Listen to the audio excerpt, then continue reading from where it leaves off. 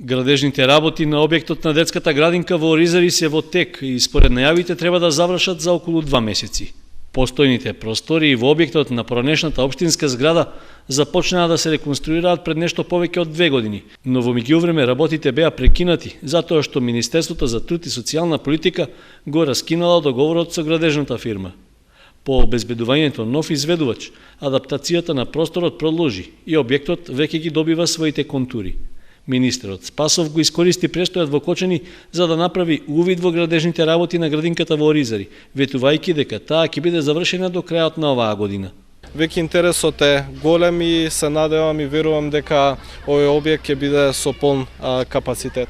Вкупната инвестиција на Министерството за труд и социјална политика во соработка со општина Кочани е околу 3,5 милиони денари за целосно реновирање, адаптација и опремување на овој објект. Оваа детска градинка очекуваме да биде завршена во наредните 2 месеци до крајот на годината или на почетокот на наредната веќе да биде пуштена во употреба и исто така оваа детска градинка ќе биде согласно сите стандарди за изградба на детски градинки, ќе овозможи дополнително место за сместување на 50 дечиња, со тоа и да се намали притисокот на општинската градинка во Кочани, која што во моментот исто така има околу 40 деца кои што се на листа на чекање и ќе влијае целосно да се намали таа листа на чекање и да се задоволат потребите на родителите. Според градоначалникот Димитровски, доцнењето во изградбата на градинката било поради објективни причини,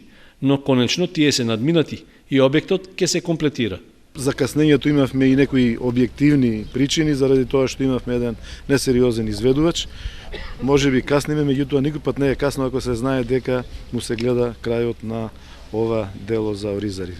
Министерот Спасов го посети издруженијето на пензионерите од Кочани, каде беше запознат со активностите околу проектот за регионален дом за стари лица.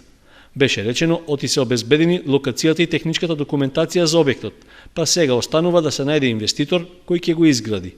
Се договоривме да биде објавен јавен повик за пројавување на интерес за изнаоѓање на приватен инвеститор на кој што ќе му се даде оваа локација со јавно-приватно партнерство или пак со продажба со намена за регионален старски дом со капацитет од околу 150 легла. Го видовме проектот, се работи за навистина модерен, енергетски ефикасен проект и ние како Министерство ќе дадеме максимална поддршка и на општината и на Сдруженијето на пензионери. Техничката документација за домот за стари лица чинеше 2 милиони денари и беше изработена пред 2 години, а со неа се предвидува објектот заедно со дворната површина да зафаќа околу 8000 метри квадратни на локацијата на поранешната касарна.